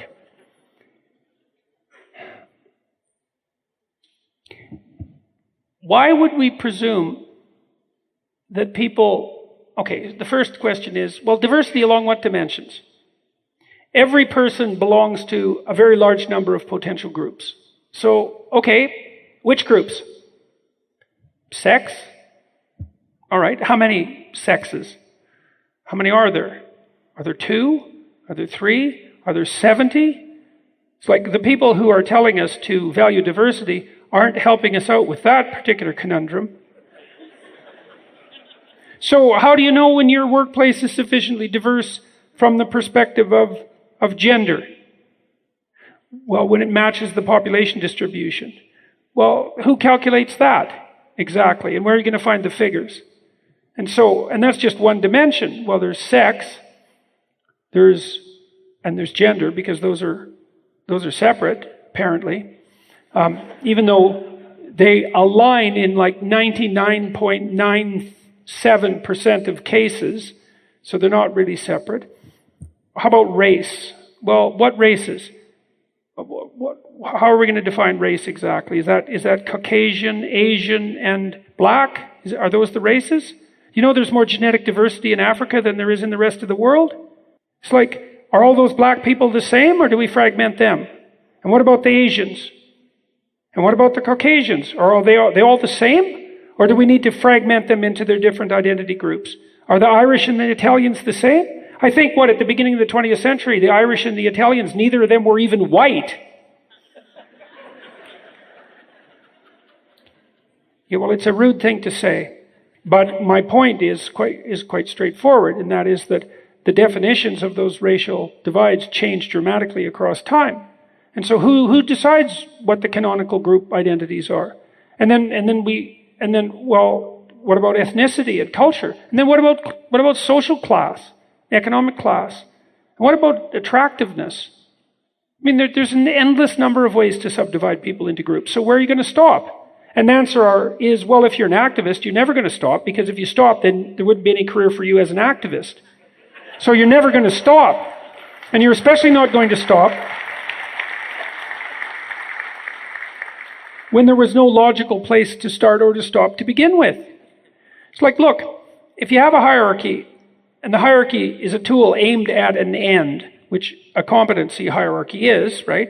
I mean, if you have a plumbing business, it's a hierarchy in all likelihood, and it's aimed at sustaining the plumbing business, generating some profit, and doing some plumbing, right? Those are the fundamental tasks of the plumbing hierarchy. And then what you want to do is you want to hire people who can do some plumbing, make some profit, and aim at maintaining the plumbing business.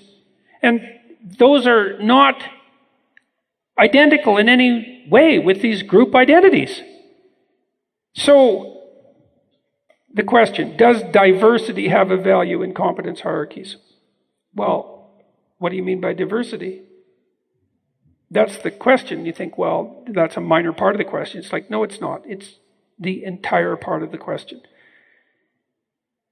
I think that at the bottom of this diversity, inclusivity, equity nonsense is a true hatred for competence. That's what I think's driving it.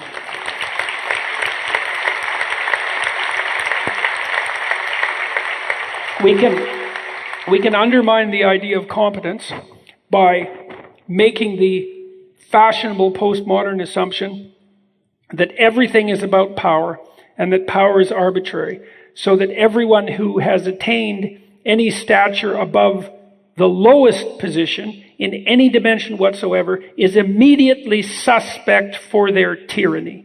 And that's the game. And it's a sickening game, in my estimation.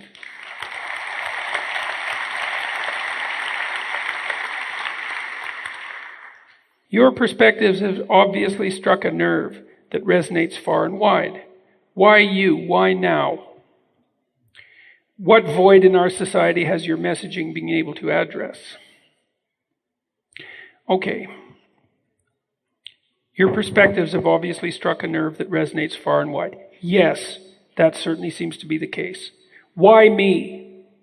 Well, I tried to do that situational analysis that I talked to you guys about a little earlier, when you're trying to ask a question about why something is happening to you, you want to depersonalize it to begin with. And so I've thought a lot about that. And a big part of what's happened to me is a consequence of a technological revolution, right? So online video and podcasts are a technological revolution and not a trivial one, because YouTube and podcasts have made the spoken word as permanent and accessible as the written word.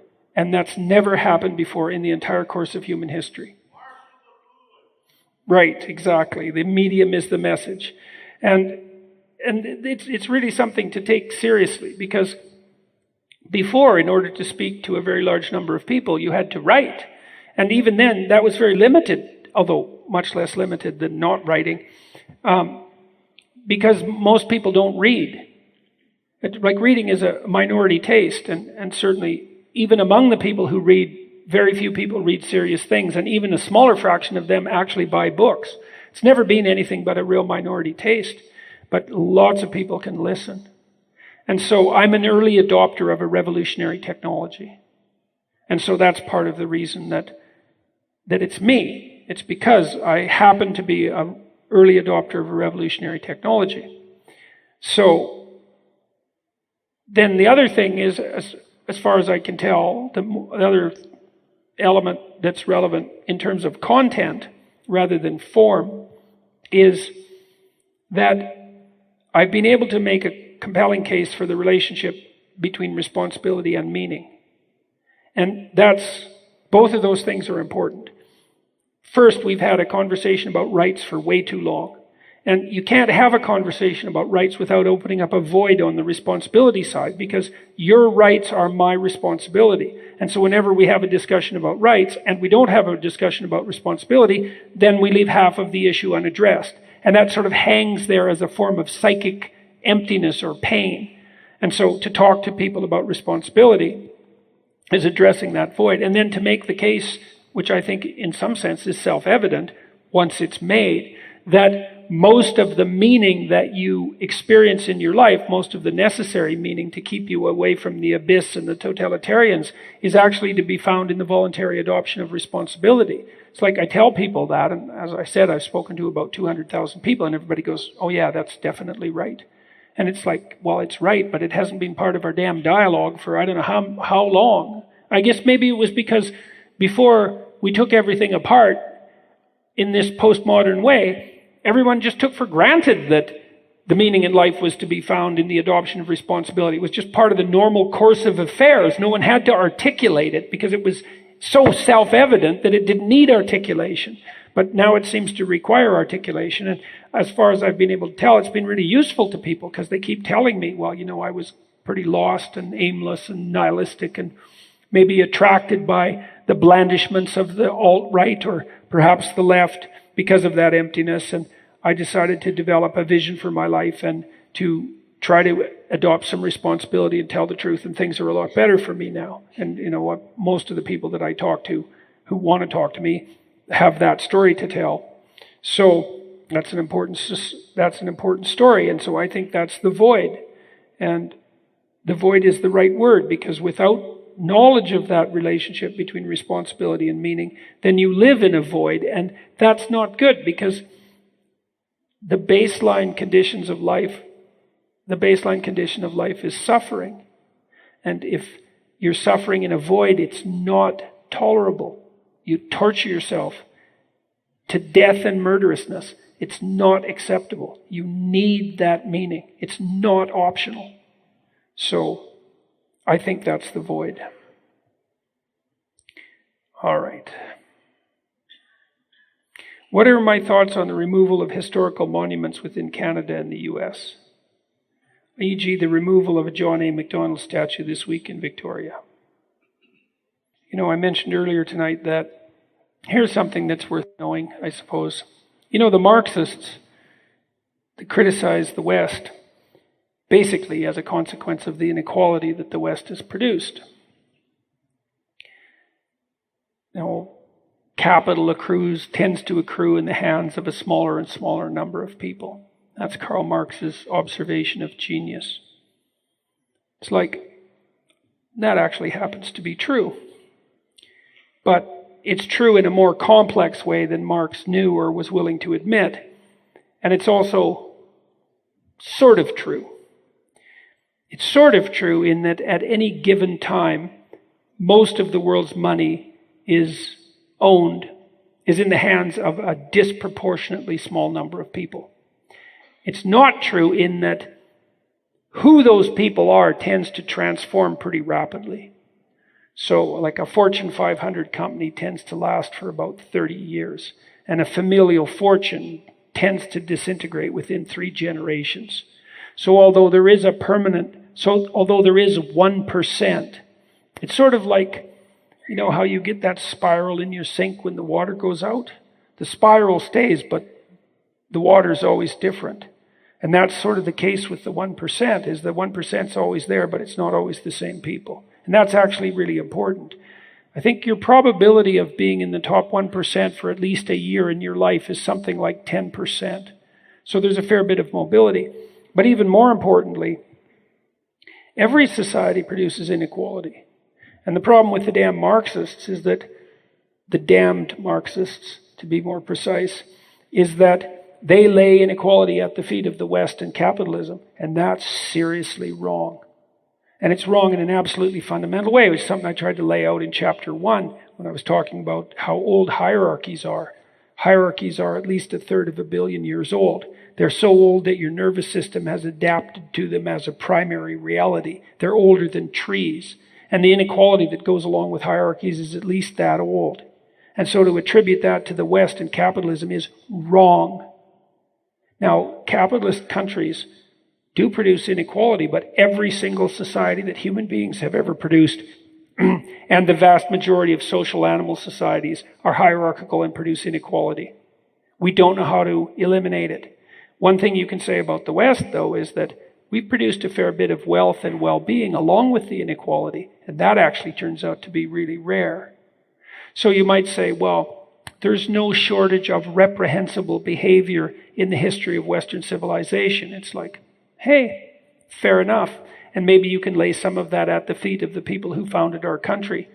But for fallible human beings operating within our constraints, acting out our necessarily flawed systems, we've done pretty bloody well, and we should remember that.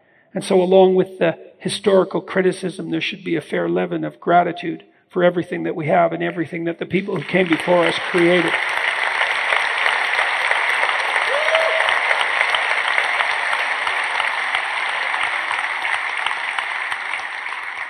And one of the things that I find, I would say, contemptible about the modern university is its lack of gratitude. And I think a lot of that's a consequence of profound historical ignorance. You know, human history is one bloody nightmare. There are very, very few shining pockets of illumination. And one of them, I would say, something that really shines is the English common law tradition. That's a bloody miracle, that. And we're its beneficiaries, and we should have a little gratitude for it. So,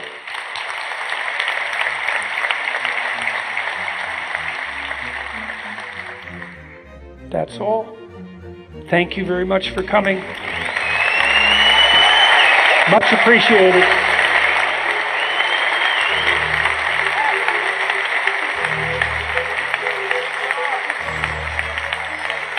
If you found this conversation meaningful, you might think about picking up Dad's books, Maps of Meaning, The Architecture of Belief, or his newer bestseller, 12 Rules for Life, An Antidote to Chaos. Both of these works delve much deeper into the topics covered in the Jordan B. Peterson podcast. See jordanbpeterson.com for audio, ebook, and text links, or pick up the books at your favorite bookseller. I really hope you enjoyed this podcast lecture. If you did, please leave a rating at Apple Podcasts, comment a review, or share this episode with a friend. Next week's episode is another 12 Rules for Life lecture from Rochester, New York, recorded on September 5th, 2018. If you've listened to the previous podcasts, you'll see how many lectures he did in 2018. I didn't see him for months. It was insane. It was like the world stole my parents. My mom was on tour with them, but they're back for now. We'll be getting into discussions in a couple of months when Dad has time to do interviews. He's busy writing his next book at this point. Talk to you next week. Thanks for listening. Follow me on my YouTube channel, Jordan B. Peterson, on Twitter at Jordan B. Peterson, on Facebook at Dr. Jordan B. Peterson, and at Instagram at jordan.b.peterson. Details on this show, access to my blog, information about my tour dates and other events, and my list of recommended books can be found on my website, jordanbpeterson.com. My online writing programs, designed to help people straighten out their pasts, understand themselves in the present, and develop a sophisticated vision and strategy for the future, can be found at selfauthoring.com. That's selfauthoring.com. From the Westwood One Podcast Network.